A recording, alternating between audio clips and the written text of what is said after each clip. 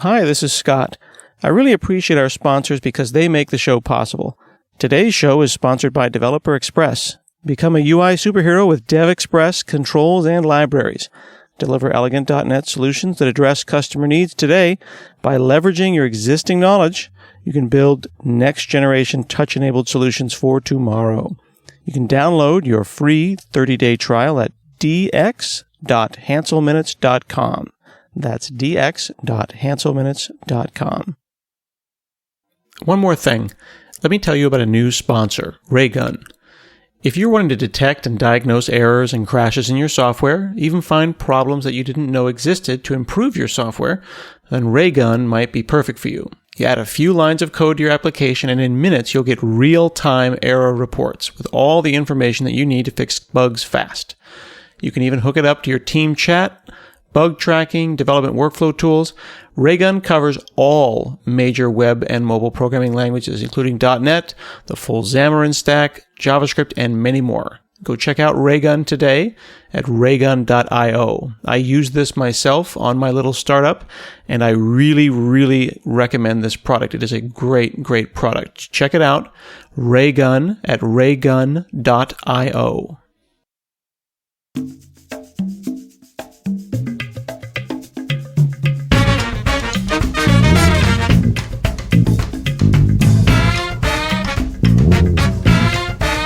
From HanselMinutes.com, it's Hansel Minutes, a weekly discussion with web developer and technologist Scott Hanselman. This is Lawrence Ryan announcing show number 480. In this episode, Scott talks with Andreia Gaita about the current state of virtual reality. Hi, this is Scott Hanselman. This is another episode of Hansel Minutes, and today I'm chatting with Andreia Gaita. She used to work for Unity. We've all heard of Unity, and now she works for GitHub, which we have also all heard of. You've worked at lots of places that we've heard of. Yes, this is true. Hi, Scott. Hi, how are you? I am very good. I am so very pleased to be here. No, it's been my pleasure. And it's always fun to talk to you. The last time I saw you, we were talking about augmented reality and virtual reality together at Build. Yes, exactly. When looking at the holodeck announcements and all of that completely crazy stuff. Yeah, the HoloLens. I would like it to be a holodeck, though. It feels like it should be a holodeck. It should be. That's what we're doing. I mean, don't you think as an industry that is the goal? Yes, totally. I mean, we're getting there. The augmented and the virtual experiences are aligning, and it's totally a holodeck. I think like both of them are going to get together, and it's going to completely blow our minds even more than it's already doing.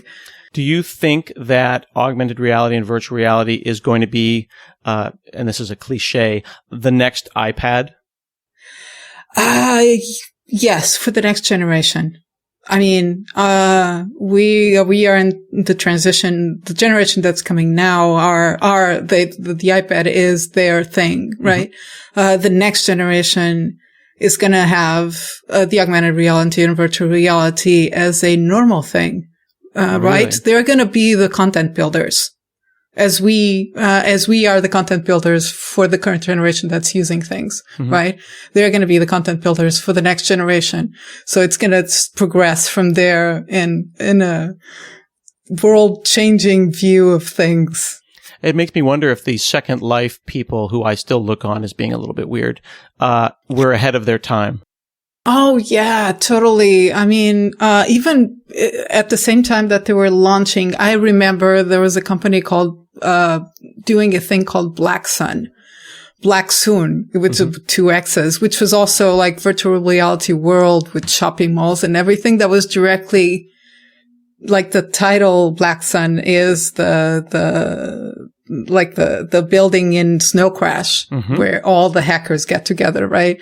And this was really early. Like Second Life, it was just starting. This was 98, something like that. Mm-hmm. So, I mean, everybody's already, it's all of the technologies that you see have multiple generations and iterations. There's always someone coming up really early, but mm-hmm. there wouldn't be the technology if they didn't start there, right? Yeah. Black Sun, BLAXXUN. They were in 1995, and unfortunately, so early on, they were gone by 2002. Yeah, I remember having a disc and playing with it, like, because the company I was working for at the time was trying to figure out how to do these experiences, like, you know, virtual reality, shopping malls, or looking at interiors of buildings and architecture, stuff like that. So that was just mind blowing at the time. So we've only gotten 3 minutes into the podcast, and it didn't take you that long to mention Snow Crash. And I don't know if everyone who's listening is familiar with Snow Crash, but maybe you could talk a little bit about that book and what it means to you and what it means. Why does it keep coming up so early on in discussions around augmented and virtual reality?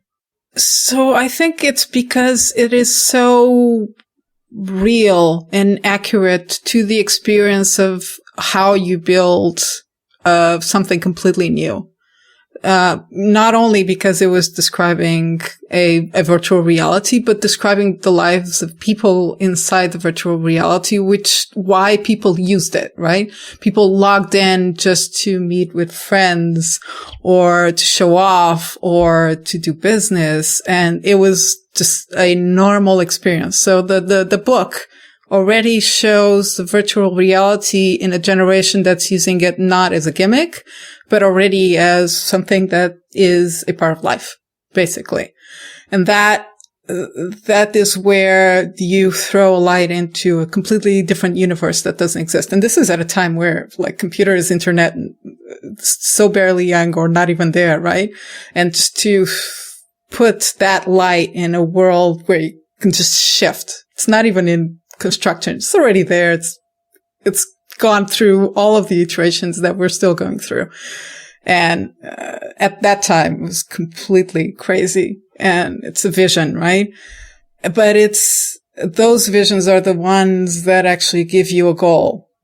So you need something to strive for. Even if you don't get there, at least there's goalposts. Like, I want that. Yeah. And that's why everybody's going, like, it's Snow Crash, because that's what, like, I want that. Yeah. You know, we talked a little bit at the beginning about the holodeck, but the holodeck was a curiosity. It was where the captain went to chill. But the holodeck only later did it become an actual, like, sentient thing, and they would fight with it, and there were AIs in the holodeck. But it was never part of the economy. It was never part of the living, breathing, aspect of their everyday life. It was just a place they went to hang out. Yeah, which is why most developers that think VR think Snow Crash, right, more than thinking holodeck, because it wasn't a part. It became a part. It went, like, the engineering started using it for, you can see, like, the CSI things of today, where with the holograms that they map and move things around virtually. Right. That was what they did in the holodeck. Engineering did a couple of episodes like that, but it was between the holodecks are basically cool, but it's more a gimmick. It's kind of like at the point in history where it's still new, it's still a thing, it's still, what are we going to do with this? While Snow Crash is just, it's there. It's a part of life. It's internet, but in 3D. Yeah. And the thing that was, not only was it integrated with the universe, but that Stevenson, the author, and again, this is 1992, I think, when Snow Crash was written, when they would enter this metaverse, they had different levels of interaction based on how much money they had. So people who were entering the metaverse from a low quality public terminal would see a black and white metaverse that was 3D, but it was grainy and poor. But rich people would jack in with goggles and they'd be on it 24/7. They would choose to live in it, like that. What was the movie with Bruce Willis? The Surrogates. Yes, right. So which is also another book. Yeah, yeah, and also Locked In. The recent, with the idea that, well, if you can't move, if you are physically disabled to the point where you're not able to move at all, you could potentially jack in and have a very, very successful life through a surrogate, a robot. Yeah. But totally. The thing that was so interesting is that he was thinking about goggles and, Google Glass before anyone was thinking about those things. This is 23 years ago. Yes, it's amazing. If you read the description of the scenes where he's jacked in, like he's describing something that we now know as the Oculus. It's goggles connected with a cord, and funny enough, he has exactly the same problems in the book that Oculus has in real life, which is if you push the cord too much, the goggles might come off your face, and movement is annoying because you want to move, right? But at the same time, you're stuck with that wire. So, and that's one of the scenes, having to lug the wires around. But you need the wires because you need the bandwidth for things not to be in, black and white. Right. Right. You need the bandwidth. You don't want jitter. You need high res. I mean, it needs to be jacked in HDMI high quality. Yeah, totally. I mean, the guy was really, he thought about it. He thought about what does the hardware look like? I mean, not the wireless back then was not an option, but even if it was, you still need the wire because you need the bandwidth. And like, what does it look like and why would it operate? I mean, he really thought about it. And I was looking at, Michael Abrash. He wrote a blog post, when he joined Oculus saying that, detailing how he got there.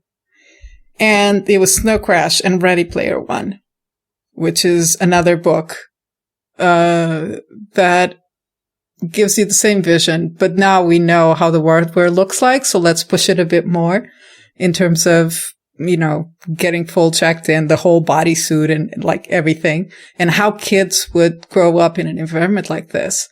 But Snow Crash, Diamond Age, both of these already did that in terms of, that's why I think people really, they don't want to die. They don't want to get too old before they see this actually happening. And they really, really want this to happen because it was so much fun reading the books. Well, that's making me realize, though, that you said that, today's, like my children, they're the iPad generation, right?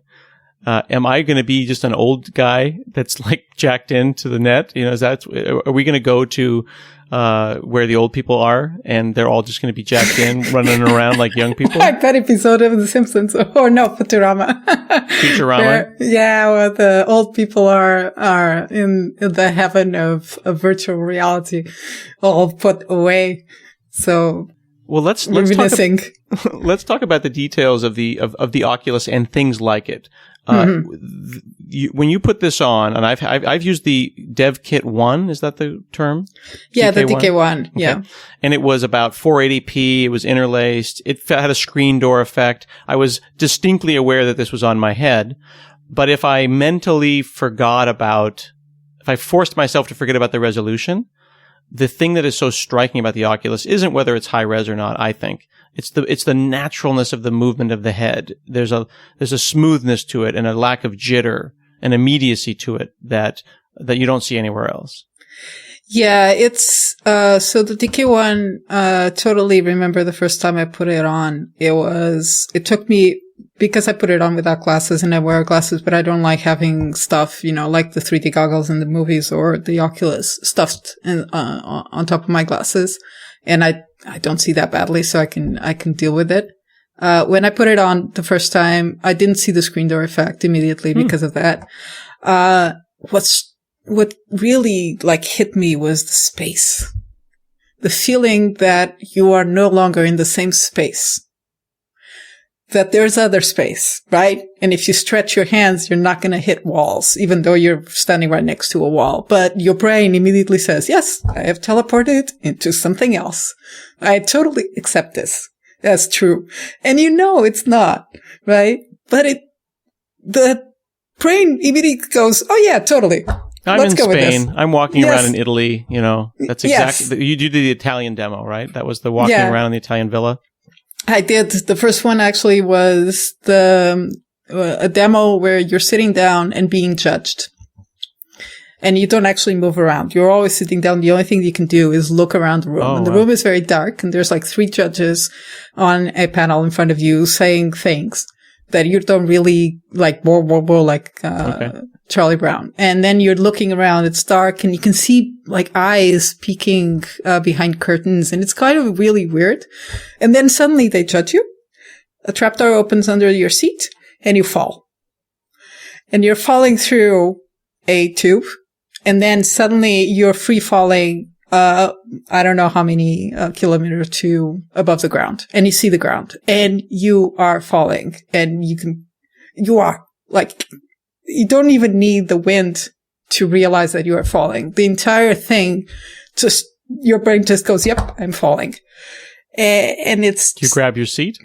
Yeah, I mean, you go like, yes, everybody grabs. Everybody goes completely static and, whoa, what the hell? They look up, they look down, it's like, oh my God, I'm falling. And it's completely believable. And even better because you're actually sitting down and not moving. People that are prone to having, to being sick because of the motion signals, because of the Oculus. Like if the demo is not quite calibrated for the speed that your brain thinks you should be moving your head, you'll get sick. That was a really interesting experience. I had the DK1. I bought it. I hooked it up to my machine, and I hacked there's a switch in Half-Life because I wanted to try something significant. And Half-Life put in a VR switch, and I honestly got nauseous. I'm actually getting a little nauseous thinking about it because it's amazing, but at the same time, your brain really knows if it's off by a millisecond or 10 milliseconds. Like, if the jitter is wrong, you get violently ill quickly. Yes. That seems like that's the number one issue that they're going to have to solve, not the resolution. Yeah, it's bad. And actually, it wasn't as bad with the DK1 when I tried it. I tried roller coaster demos, which are amazing, amazing. I tried a bunch of demos. I never got motion sickness. The TK2, the first one that I tried, that was. So what's the difference between the two? So a better resolution, the refresh rate is higher. In general, it's still the screen door effect, but much more reduced. It's still there. But most of all, so it has more power. It can show you more pixels. And there was probably more demos at the time. It's faster in terms of reaction. Latency is lower, all of this stuff, which means that any weird stuff between the speed at which you move, either your body or your head. Or if you're controlling with the keyboard, then you go forward, the speed at which you expect to move and the speed at which you actually move is different. Your brain will just go, no, immediately. It was just looking around a little airplane and it was like, oh, okay. But that is something that is, it has to do with the content. It has to do with the people that make it, because that's going to happen. It's expectations of the brain in terms of your body, because now it's not only just looking at the screen and, you can move or run, but you're not in it and you can actually probably, it's a game. Your brain can totally separate yourself because you can move your head independently of what you're seeing on the screen. When you have one of these things on, there's no separation at all. Your brain will totally buy it because it does. And then anything that doesn't really, really jive with what your brain is expecting really kills you. I also tried the Crescent Bay prototype, and that one is amazing. What is the name of that again? The Crescent Bay. Crescent Bay. Okay. Yeah, and this is a competitor? No, it's the next gen Oculus. So it's the one before the commercial version, right? So there's the TK1 and then there's the TK2 and then they did the next one. I think it's Crescent Bay. Can I remember so it's something that I can't prototypes. Go and buy right now though. No, it's a prototype that is only available for demos. I tried it at Unity, because they were demoing it out. And that thing is like, it's really something else. Screen door effects almost gone. Okay. So it really is getting better. Yes. And they track you with a camera. It's actually the one that they were demoing at Build. I think there were a bunch of Oculus there. So they have a bunch of dots on the helmet now. On the little, the screen, that's a clever the thing. Way to do it. Yeah. So they track you with an infrared camera. which tracks the dots. Like a Kinect. Yeah, exactly. Which So basically it's giving means more context, isn't it? yes, you can peek around corners. I want to take a brief moment to thank my sponsors, Syncfusion, this week.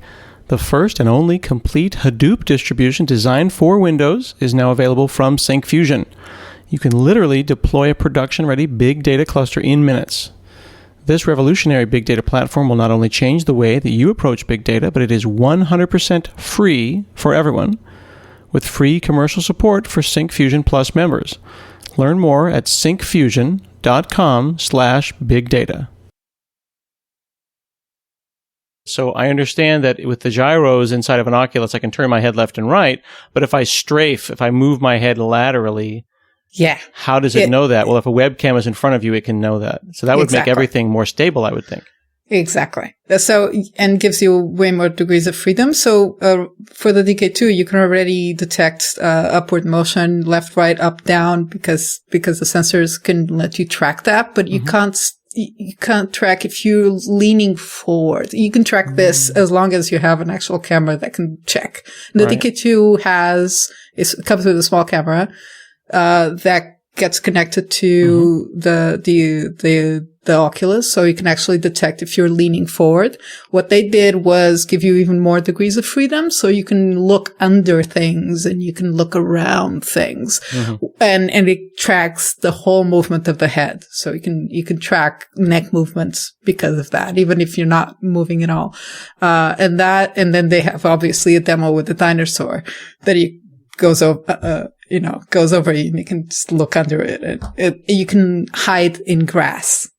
I think that you can hide. I like that comment about peeking around something, because that is the thing. Like, it sounds silly, like there's so many goals, there's so many endpoints, but just simply being able to peek around. I've heard that maybe a year from now, we're going to see all webcams will have an infrared component, both for facial recognition for Windows Hello.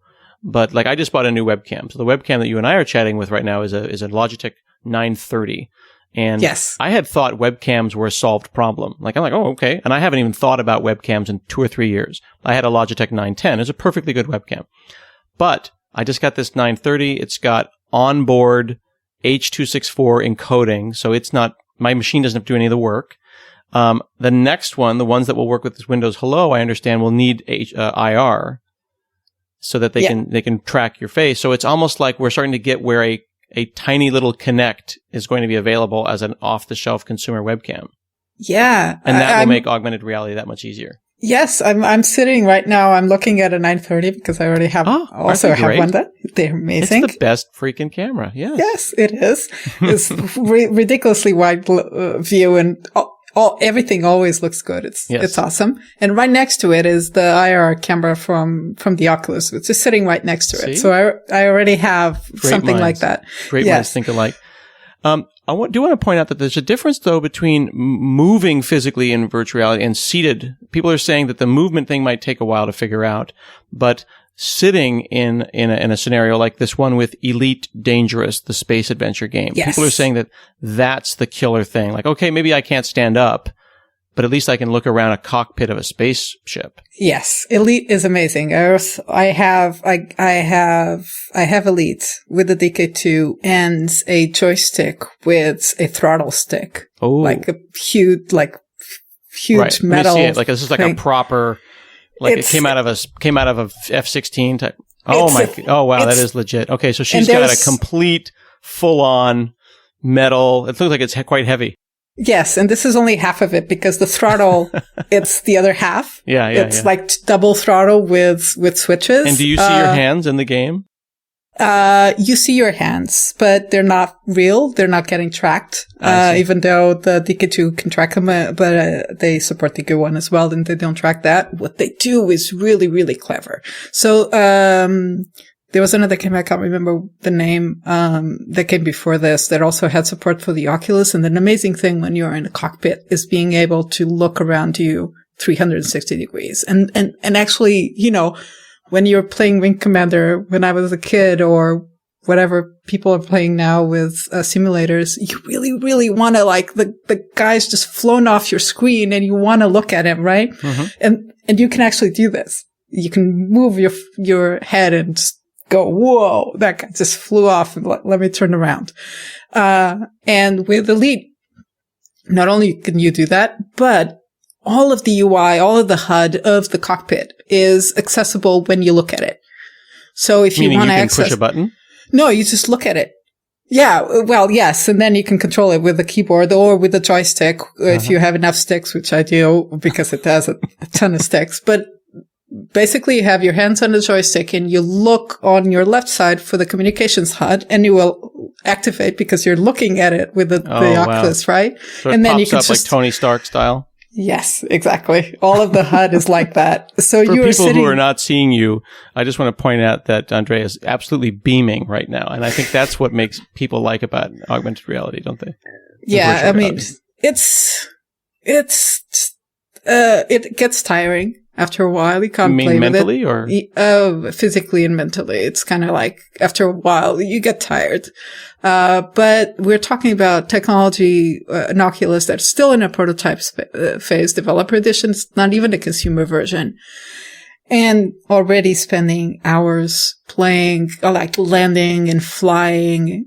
There's a lot of experiences that are still hard to make. People are still trying to figure out how to make experiences and content for this, but other experiences you already know that they were just waiting for this, right? In Wing Commander Elite, stuff like this. Like, you totally know this is the thing. What do you think this is going to do to people's brains, though? Like, I know that I kind of am saddened when I'm watching kids walk by at a mall and their brains are plugged into a Nintendo 3DS, and I'm thinking, what is this doing to this little person's brain that they're on this thing 4 or 5 hours a day? I don't let my kids do that. Yeah, I don't know. What's a 9-year-old going to do jacked into an Oculus? And, you know what I mean? That's going to change their brain. Yes, but depends on the content. Depends on the experiences, right? It's going to change their brain. And I have no idea what the effect is going to be. But there's this game, Keep Talking and Nobody Explodes. Keep Talking and Nobody Explodes? That's the name of the game? Yes. Which is an amazing game for Oculus, where you have to defuse a bomb. In pairs. So one of you is sitting with the Oculus looking at the bomb, and the other one is sitting with the manual. And you have to describe what the bomb looks like. Oh, they can't see it. No, they can only see. You're explaining, and they're going through the manual and telling you what to do. Yes, basically. Now that's interesting, because this isn't just a put a helmet on your head and disappear kind of a game. There's a social aspect to it. It's a clever mechanic. Yeah. It's new content, different content made just for the Oculus. You couldn't do this.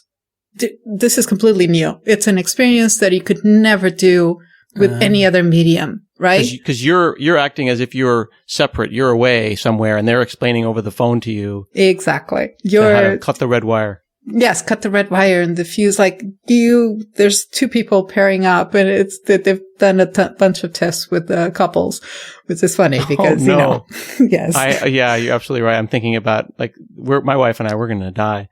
There's no way we're going to get this thing taken apart.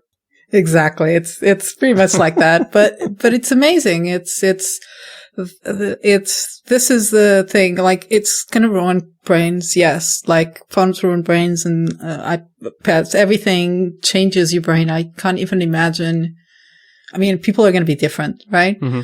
For growing up with this stuff. But then again, imagine the content that can be done, instead of, I mean, like the experiences that you can experience because you can't go somewhere, but you can see it and you can experience and you can touch it and you can examine it, right?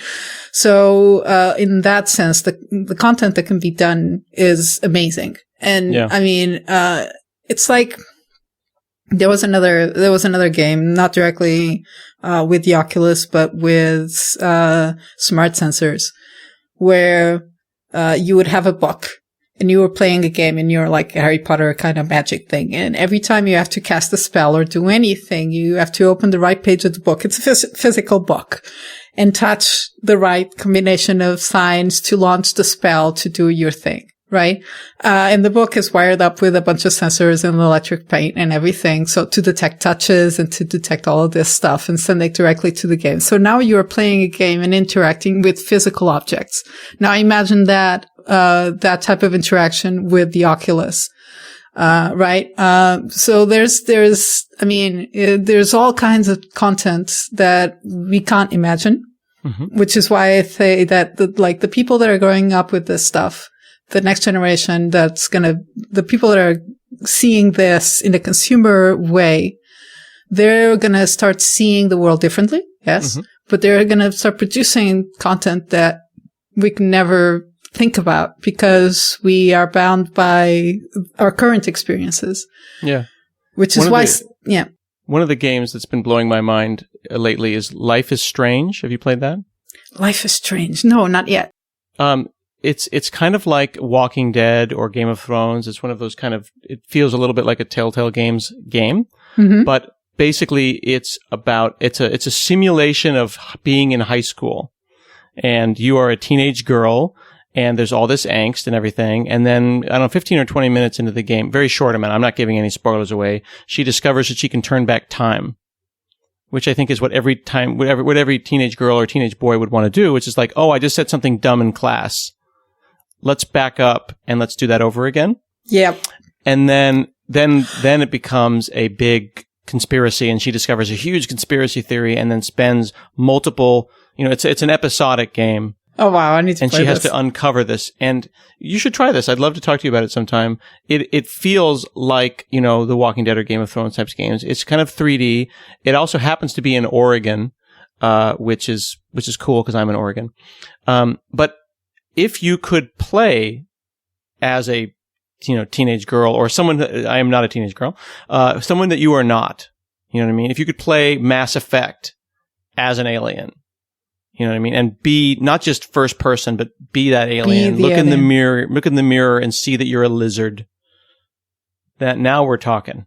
Yes. That was one of the first demos actually that came out. Not a demo, but there was one of the hack weeks at Unity where all the developers get together for a week and just hack on stuff. The first week that we had an Oculus at the office, the first hack week, someone went and did a mirror. Look in the mirror? Yes, but look in the mirror as not you, as your opposite gender. Oh, wow. Just from a gender perspective. Wow, that's interesting. Yeah, so it's like, no, but look at yourself. It's empathy. That creates empathy. Yeah, there was also an experiment where the two people lying down would put the Oculus on, and then they would look through the other person's kind of perspective. Oh, so you swap your eyes? Yes, basically something like that. I look out of my eyes, see the Oculus, which is a view out of your eyes, looking back at me, and we look at each other. Yes, something like that to really give you that sense of out of body, because the brain believes. It's amazing.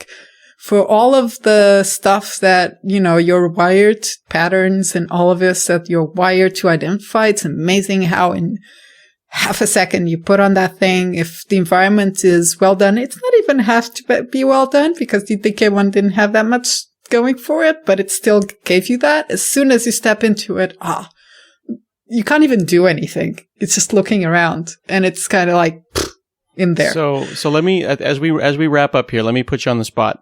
It is June of 2015. When am I going to be able to walk into a store and buy an amazing off-the-shelf virtual reality thing and have an amazing experience? Put a date on it, and we'll come back and when it happens, and we'll see if you were right. You can buy it, I will bet you, in June 2016. Seriously, 1 year from now, I'll be able to have a great experience for the great experience. The great experience. That's the problem. You can actually have great experiences right now. Small, like the Keeps Talking, Nobody Explodes, like Elite, like all of these. You can already have them, which means that when the consumer version, ships, which, June 2016. That's your gut. That's your feeling when it'll be ready. I'm a pessimist, so I would say September, because that's traditionally when they end up actually so that means doing Christmas. Christmas next year. They're saying first quarter. Next I'm year, saying wow. first quarter 2016. I'm saying it's going to be push it by the end. Okay. They've been good at delivering on their word of how, when to deliver, but it's going to be complicated. Also, it still annoys me that it's not wireless. For all of the, yes, we need wire for bandwidth. I want a movable experience. I want to stand up and move. Yeah, it's so hard, the latency, to push that kind of, it's every millisecond counts, Yes, I mean, everything like the GPUs and graphics and everything counts, but I want to move. Well, there's a thing called, have you seen the Omni Virtuix? I have not. I've played around with the Samsung Gear. Yeah. Which tries to, I mean, it basically uses a phone with an Oculus. Yeah. That would be an interesting way to walk around. I think we could see a version of the iPhone, maybe the iPhone 9 or the iPhone 8. The screens are already there. With I Google think the Cardboard, right? Google Cardboard is literally just a piece of cardboard that you hold up to your eyes and you put the phone in it and boom, you've got a poor man's VR. Yeah, and amazingly, it works. Yeah. It's really weird. It does work. And also the Virtuix Omni is like, those discs. It's a concave disc that you would like, the kind of thing that when you were a kid, you'd be on a sled. You get a nice big giant concave disc and you'd go sledding down on this disc. Imagine that with supports that lets you run in place. Yes, I think I saw this at GDC. Right. You run in place. And then you're supported by the thing, kind of a harness. It is the height of geekiness. You think a Segway makes you look like a dork. It's hackers. But it's amazing because I want to run in place on this disc with these special shoes. And then you get the gun and now you're living in Call of Duty. Yes, that's the demo that they do at GDC. I've seen it. It's going to get there. You know what it reminds me of? It's like today, if you're an enthusiast, you can spend a couple of grand and get an amazing car simulator. Like you can have the seat and the shifter. People who are always building a space shuttle in their garage or a complete flight simulator. That's going to become much more common for people. It's going to be more accessible. Well, less money. 2 years ago, I was at the conference in Lisbon called CodeBits, and a friend of mine built an experience with another friend. So they got together. This guy builds arcades for a living. Custom arcades. He built 2 Tron bikes. Oh my goodness. And with the Oculus. Tron and Oculus? That's everything. So you're on the bike and the bike, you move it side by side, one side and the other, and it will shift directions just like, and you're playing the game with the Oculus on a Tron bike. That will not make me nauseous at all. No, it's actually really, really good. That's amazing. Well, thanks so much for sharing kind of the state of virtual reality with me. I really appreciate it. No problem. This has been another episode of Hansel Minutes, and we'll see you again next week.